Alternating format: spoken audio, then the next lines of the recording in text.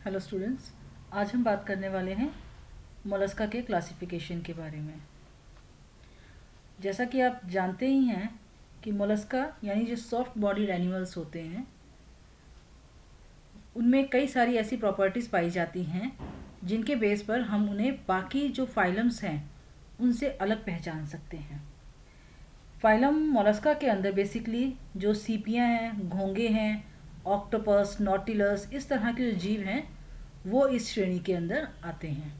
और कई केसेस के अंदर इसको पहचानने का सबसे आसान तरीका होता है इनके ऊपर पाए जाने वाला शेल या फिर कवच या शंख जिसे हम कहते हैं सामान्य भाषा में। तो आइए बात करते हैं मोलस्का के क्लासिफिकेशन के बारे में। तो मोलस्का जो है वो शब्द है वो मोलिस शब्द से बना है जिसका अर्थ होता है सॉफ्ट बॉडीज़, यानी जो नरम या सॉफ्ट शरीर वाले जंतु होते हैं वो इस श्रेणी में रखे गए हैं।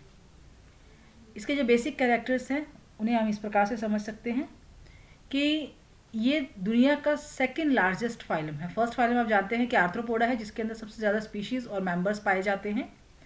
तो सेकंड नंबर पे मोलस्का आता है।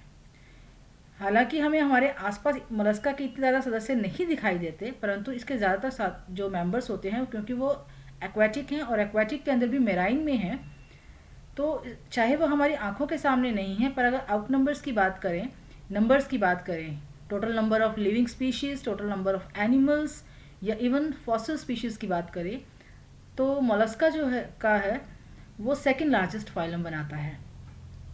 इसके अंदर 80,000 लिविंग स्पीशीज़ और 35,000 फॉसिल स्पीशीज़ आती हैं, यानी 35,000 तो ऐसे हैं जो ख़त्म हो चुके हैं और 80,000 लिविंग स्पीशीज़ इसकी एग्जिस्ट करती हैं। इनके जो वयस्क होते हैं वो ट्रिप्लोब्लास्टिक यानी त्रिस्तरीय, यानी इनमें तीनों लेयर्स एक्टोडर्म, मेसोडर्म और एंडोडर्म पाई जाती है। सिमिट्री इनके अंदर बाइलेटरल होती है यानी द्विपार्श्व सममित होते हैं। शरीर इनका सॉफ्ट व अनसेगमेंटेड अविखंडित होता है, यानी शरीर जो है आप बाहर से या आंतरिक रूप से खंडों में बटा हुआ हमें नज़र नहीं आता है, एक सिंगल बॉडी नज़र आती है इसके अंदर हमें। और जैसा कि हमने पहले कहा कि बाइलेटरल सिमिट्री पाई जाती है, परंतु फिर भी कुछ केसेस के अंदर ये बाइलेटरल सिमिट्री जो होती है वो बॉडी में जो एडल्ट की बॉडी होती है उसके स्ट्रक्चर में हमें वो क्लियरली विजिबल नहीं हो पाती है।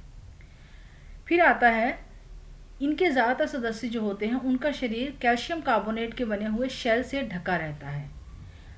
ज़्यादातर सदस्यों में ये शेल जो है वो बाहरी रूप से ही पाया जाता है, परंतु कुछ सदस्य ऐसे होते हैं जिनमें या तो ये काफ़ी रिड्यूस भी हो जाता है या एक्सटर्नल शेल की जगह इनमें इंटरनल शेल पाया जाता है, और कुछ केसेस के अंदर शेल अनुपस्थित भी हो सकता है। फिर हम नेक्स्ट बात करते हैं इसके आगे कैरेक्टर के बारे में। नेक्स्ट है वेल मार्क सिफिलाइजेशन पाया जाता है। सिफिलाइजेशन का मतलब होता है कि अगर जीव के अंदर एक प्रॉपर हेड पाया जाता है और जिसके ऊपर आइज़ हों, हेड हो, टेंटिकल्स हो, यानी प्रॉपर सेंसरी ऑर्गन्स का एक कॉम्पोजिशन प्रेजेंट हो, उसी के अंदर माउथ भी प्रेजेंट हो, तो उसे हम कहते हैं सिफिलाइजेशन, यानी एक एंड के ऊपर सारे सेंसरी और रिसेप्टिव ऑर्गन्स का इकट्ठा हो जाना। तो इसके अंदर वेल मार्क सिफिलाइजेशन पाया जाता है। शरीर जो होता है इनका वो सिर, मेंटल, फुट और विसरल मास में बटा होता है। मेंटल क्या होता है इसके बारे में भी बात करेंगे। तो याद रखिए शरीर हेड में मेंटल, फुट और विसरल मास के अंदर सारे के सारे ऑर्गन्स आ जाते हैं, यानी बॉडी के जितने भी ऑर्गन्स, जितने भी सिस्टम्स होते हैं वो एक पाउच लाइक स्ट्रक्चर के अंदर इकट्ठे हो जाते हैं। उस स्ट्रक्चर को हम नाम देते हैं विसरल मास। द विसरल मास जो होता है इसका वो एक कंबल जैसी स्ट्रक्चर से ढका हुआ रहता है, यानी अब ये कह सकते हो कि एक पाउच है या एक थैली है जिसके अंदर सारे के सारे ऑर्गन्स बंद हैं, पैक किए हुए हैं, और उस थैली को एक और कंबल जैसी स्ट्रक्चर जो है वो कवर करती है, और इस कंबल जैसी स्ट्रक्चर का नाम दिया जाता है मैंटल। और इस मैंटल का सिक्रेशन शेल के द्वारा, यानी जो मोलस्का का कवच होता है उसकी आंतरिक सतह द्वारा इस मैंटल का जो है सिक्रेशन किया जाता है। शरीर की जो कैविटी होती है उसको नाम दिया जाता है हीमोसील, क्योंकि वो सर्कुलेटरी सिस्टम का भी काम करती है साथ में, इसलिए हीमोसील नाम दिया गया है। इसके अंदर एक खास ऑर्गन पाया जाता है जिसका नाम है रेडुला। ये ऑर्गन जो है सिर्फ और सिर्फ मोलस्का में ही पाया जाता है। फिर आता है इसका जो पैर होता है अधर सतह पे यानी वेंट्रल सरफेस पे पाया जाता है, और क्रॉलिंग मोशन यानी रेंग कर चलने की जो मोशंस होती है या मूवमेंट होती है उस तरह के तरीके से ये अपना लोकोमोशन या गति करता। नेक्स्ट आता है श्वसन जो है वो मुख्य रूप से गिल्स या टिनिडिया द्वारा किया जाता है। इनके गिल्स को टिनिडिया नाम दिया जाता है और ये इसके प्राइमरी रेस्पिरेटरी ऑर्गन्स हैं। अब क्योंकि कुछ मोलस्का जो होते हैं टेरेस्ट्रियल एनवायरनमेंट में भी सर्वाइव कर सकते हैं, रह सकते हैं, तो उनके अंदर जो है पल्मोनरी सैक पाया जाता है जो कि जो टेरेस्ट्रियल रेस्पिरेशन होता है उसमें हेल्प करता है। ब्लड सर्कुलेटरी सिस्टम जो होता है वो ओपन टाइप का यानी खुले प्रकार का होता है। हार्ट जो है यानी हृदय जो है वो डॉर्सल सरफेस यानी पृष्ठ सतह पर पाया जाता है और कुछ ब्लड वेसल्स भी पाई जाती हैं। और लेकिन कुछ ऐसे मेंबर्स भी देखे गए हैं सिफेलोपॉड्स के या मोलस्का के अंदर जो सिफेलोपॉड्स आते हैं जिनके अंदर क्लोज सर्कुलेटरी सिस्टम पाया जाता है या उसकी तरफ मूवमेंट शुरू हो जाती है, यानी वो कैरेक्टर्स डेवलप होने शुरू हो जाते हैं जो कि क्लोज सर्कुलेटरी सिस्टम में होने चाहिए। रेस्पिरेटरी पिगमेंट जो होता है वो हीमोसाइनिन पाया जाता है इनके अंदर, इसीलिए जो ऑक्सीजनेटेड ब्लड होता है वो स्लाइटली ब्लूइश कलर का नज़र आता है हमें। एक्सक्रीटरी सिस्टम के लिए ऑर्गन ऑफ बॉजेनस पाया जाता है, यानी जो पेयर ऑफ किडनी होती है उनका नाम दिया जाता है ऑर्गन ऑफ बॉजेनस।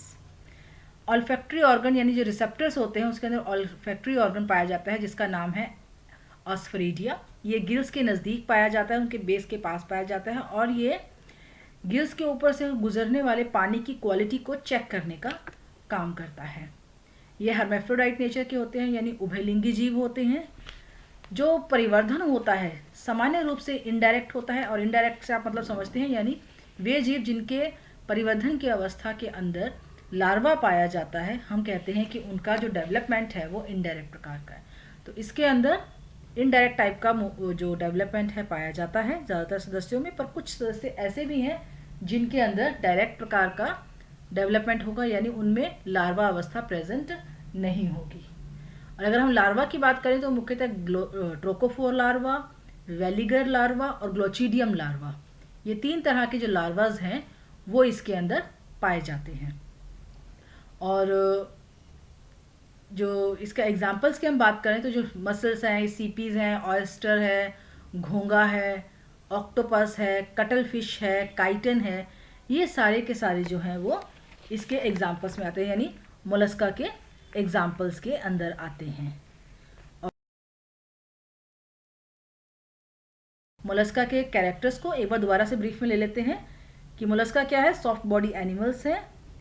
ये जो एनिमल्स हैं ये ज़्यादातर मेराइन वाटर के अंदर पाए जाते हैं, लेकिन फ्रेश वाटर और टेरेस्ट्रियल एनवायरनमेंट में भी इसके कुछ मेंबर्स जो हैं पाए जाते हैं। और बॉडी जैसे हमने बताया कि ट्रिप्लोब्लास्टिक जीव होते हैं। और मेन अगर कैरेक्टर्स की बात करें तो एक तो ये ट्रिप्लोब्लास्टिक है। फिर और अगर हम इसके कैरेक्टर्स की बात करें जो सिर्फ और सिर्फ मोलस्का में पाए जाते हैं तो पहला तो है कि सेगमेंटेशन नहीं होता, बॉडी अनसेगमेंटेड होती है। एक्सटर्नल शेल पाया जाता है, जो एक्सोस्केलेटन है या फिर जो हम कंकाल की बात करें तो वो शेल के रूप में पाया जाता है जो ज़्यादातर एक्सटर्नल होता है, कुछ केसेस में इंटरनल या एब्सेंट भी हो सकता है। इसके अलावा इनमें गिल्स जो होते हैं उनको टिनिडिया नाम दिया जाता है। रेस्पिरेटरी पिगमेंट जो है वो हीमोसाइनिन नाम का है।